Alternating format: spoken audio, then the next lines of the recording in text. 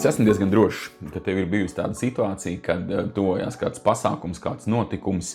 Es nezinu, vai tas ir eksāmens, darba pārunas, publiska uzstāšanās, prezentācija, darba sapulce. Un tas rada nenormālu stresu, satraukumu, un tu nezini, kur likties, ko darīt, jo pa naktīm nevar pagulēt, ir sviedri, pulss ir augšā, un ne par ko citu nevar padomāt, un tad ir traki, vai ne? Arī man tā mēdz gadīties, un arī ar cilvēkiem, ar kuriem mēs strādājam, tā mēdz gadīties, gatavojoties viņu publiskajām runām, un tas gan ir nedaudz savādāk. Bet es parasti pirms šiem pasākumiem, redz, kaut vai vakardien bija tādas pirmās kāzas kā kāzas, ja, kas ir tādas palielas, garas, ar visu sagaidīšanu, mičošanu un visu pārējo.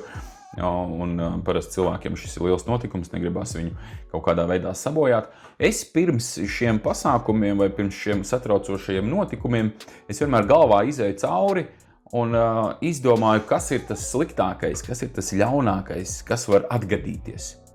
Visādus scenārijus salieku galvā, kas ir sliktākais, kas var notikt. Un tad, kad tā padomā ar vēsu galvu, tu saproti, ka nekas tāds jau šausmīgs patiesībā nebūs. Un tad parasti arī saliekot šo, kas ir sliktākais, kas var notikt, ir divu veidu šās te briesmīgās lietas, ja mēs viņas tā varam nosaukt. Viens ir tās, kuras mēs nevaram ietekmēt, otrs ir tās, kuras mēs varam ietekmēt vai kuras ir atkarīgas no mums.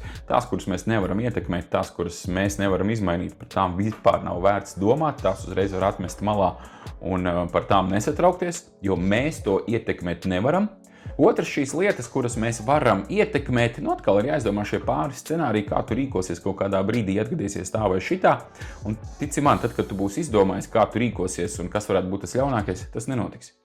Pirmkārt, tu būsi tam gatavs, otrkārt, kaut kādā zemapziņā nostrādās tas, ka tu esi to plānu galvā salicis un tu redzēsi, ka viss būs kārtībā un viss būs ļoti labi.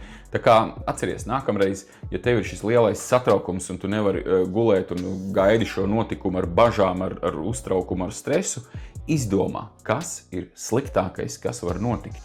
Un tu redzēsi, nav nemaz tik briesmīgi. Nav par ko satraukties. Tik ļoti. Drusku vajag.